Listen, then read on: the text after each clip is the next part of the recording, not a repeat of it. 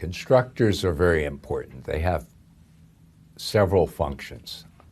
They initialize. We've been talking about initialization.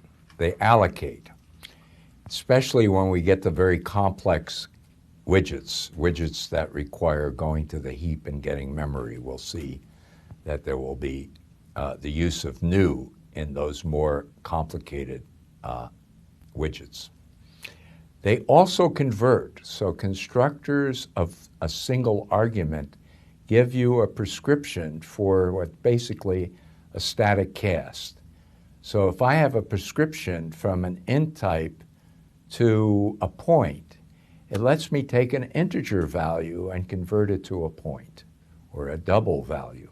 So anytime I have a signature of a single argument that's a different type from the object being constructed, I'm also providing, in C++ terms, a conversion operation.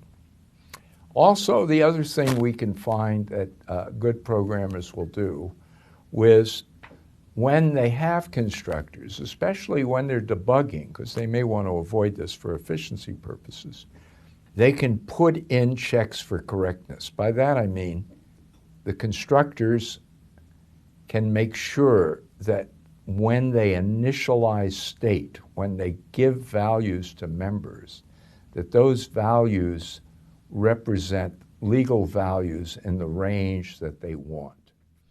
So if you're thinking of an experiment in which you are working with liquid water and you need to initialize its temperature, well, we know in Fahrenheit that liquid water is between 32 degrees and 212 degrees. Below it freezes, above it boils. So if we were to assign a temperature to the liquid water widget and it was somehow out of that range, we know we've given it an illegal initialization.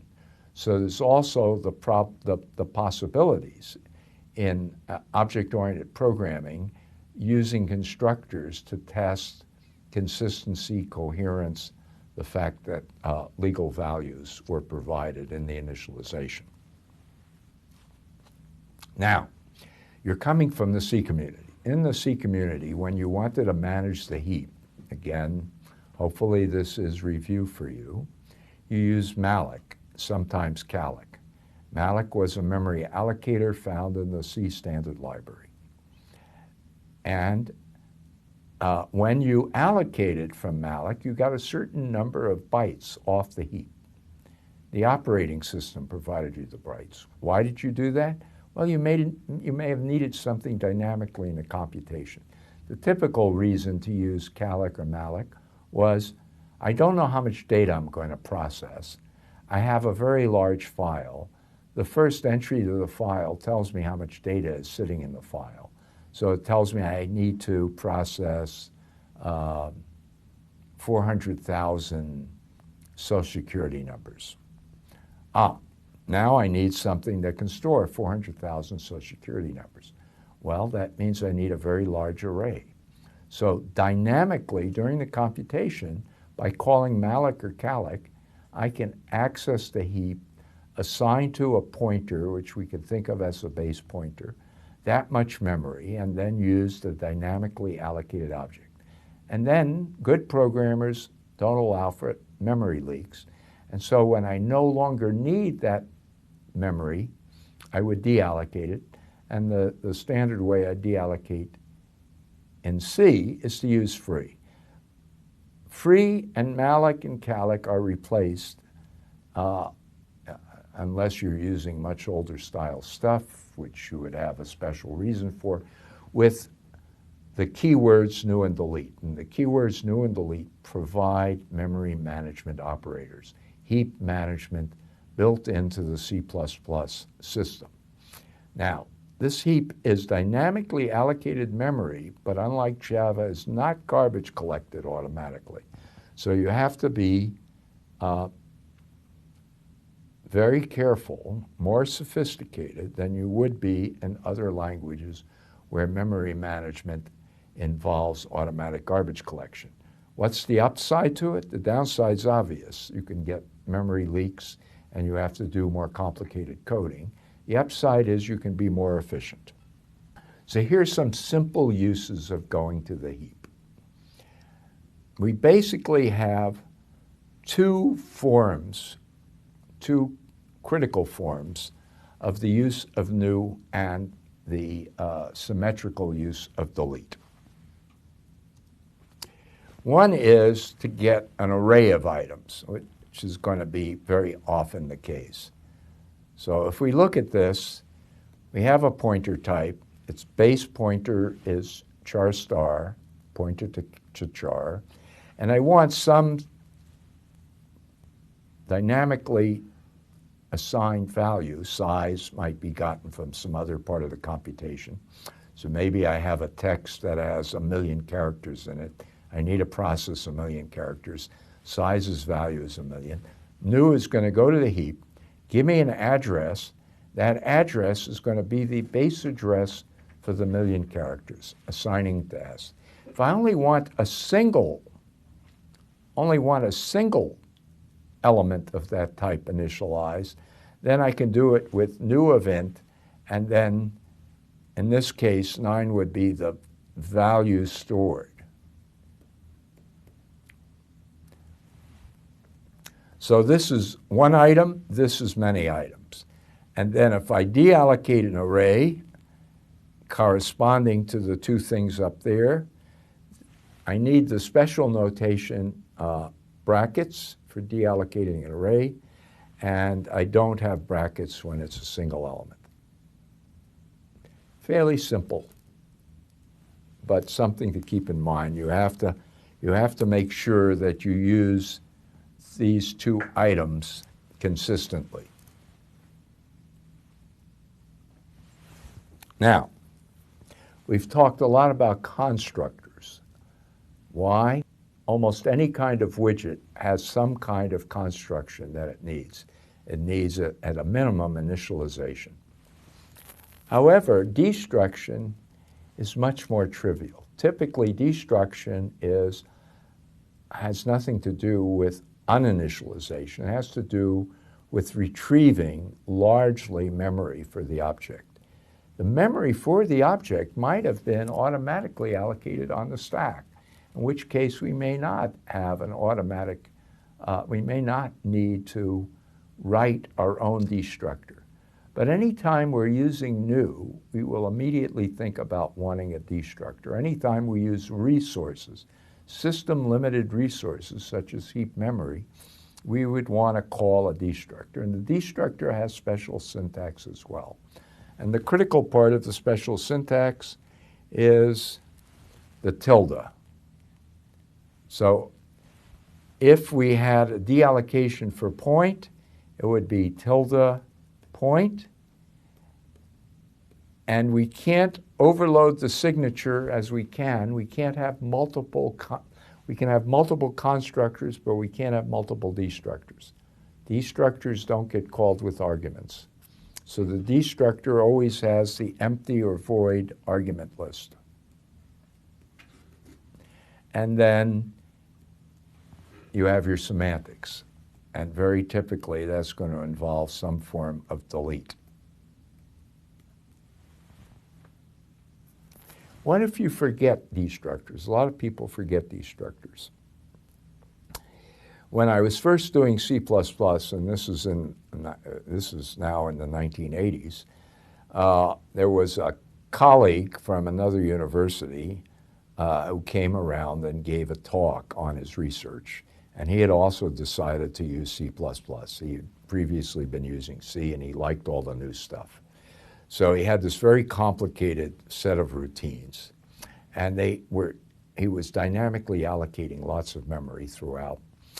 And I was still a relative novice, and I was worrying about memory leaks. So I asked him, well, what do you do about writing your destructors and making sure everything's working properly? And he said, oh, I never worry about the destructors. I don't write them. But that's okay if you don't worry about memory leaks. Remember, memory leaks generally won't show up in your program malfunctioning. the memory typically gets reallocated by the operating system when your process ends. And most of these systems have that built in, like a Unix system. However, if you're using large amounts of memory and you're frequently going to the operating system, it can easily slow down what you're doing. So you really want to, if you're a high-quality C++ programmer, get into the habit of properly writing your destructors. That's just a very important and useful skill. So let's see a widget in which memory allocation is important. It wasn't important in the way we defined point, but here's a classical data structure. We see in this slide the section in the text. So if you want to reference the text, go and look for a single list element in the text. It's on page 168. And certainly you've all had in your background some programming of a single linked list. So recall,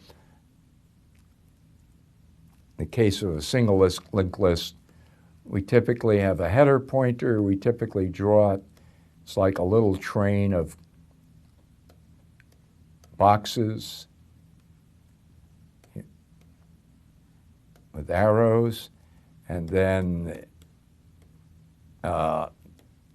it would end with something we also call a null pointer. So this would be canonically, if you've studied computer science, one of your classic expandable data structures, dynamic data structures. And there's a single linked list. You'll find that there are, of course, other things. If you wanted, you could also have a doubly linked list that has other navigational possibilities. We'll see that when we take up the topic of the standard template library, that list in the standard template library is indeed a doubly linked list. So, constructor. Here's the default constructor. The default constructor has the head point at 0, so that's in effect the empty list. There's no little boxcars to point at. 0 is the null pointer. Now, if we start building a list, it'll turn out that we want to call the destructor to return or delete the boxcars. So delete is going to call a special method. You might call it an auxiliary method, and that auxiliary method is going to race through the structure. And as it races through the structure, it's going to return each element back to the heap.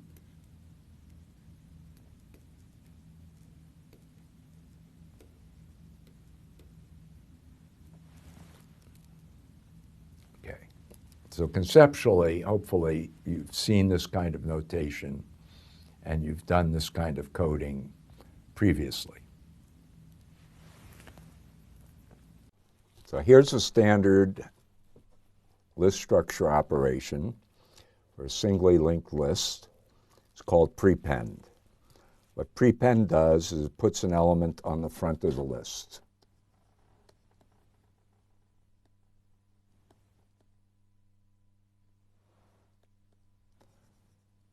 On the front of the list. The underlying element here is going to be a character, and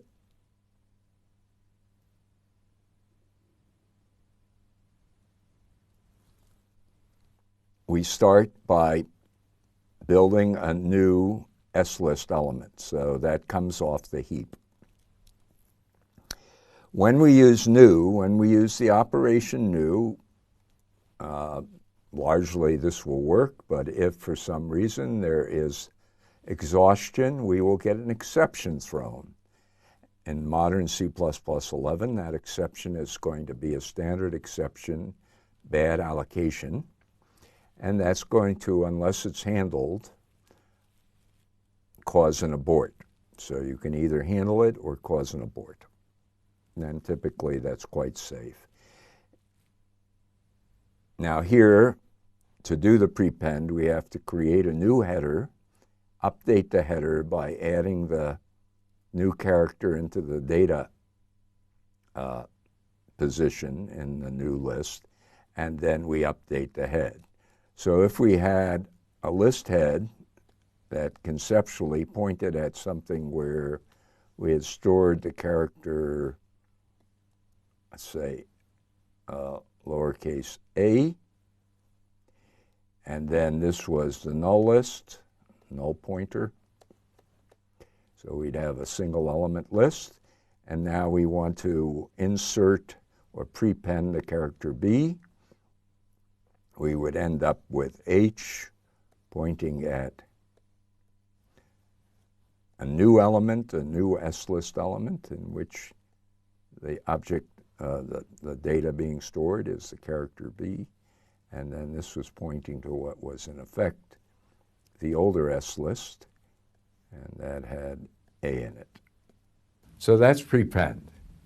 And if my little boxes that I drew worked right, prepend would work right. I think I've tested this. You can test it and see that it indeed works. And now let's look at the destructor. Okay, we have our special way of naming a destructor. It uses tilde,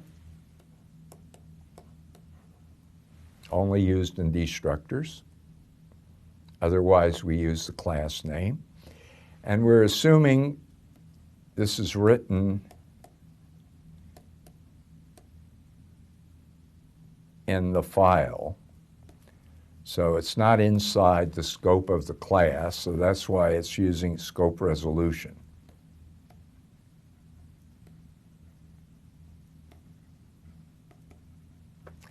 And just for purposes of playing around with the stuff and seeing how it works, I'm going to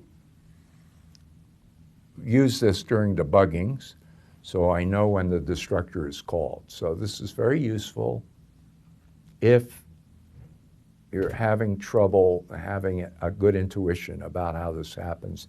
It's very worth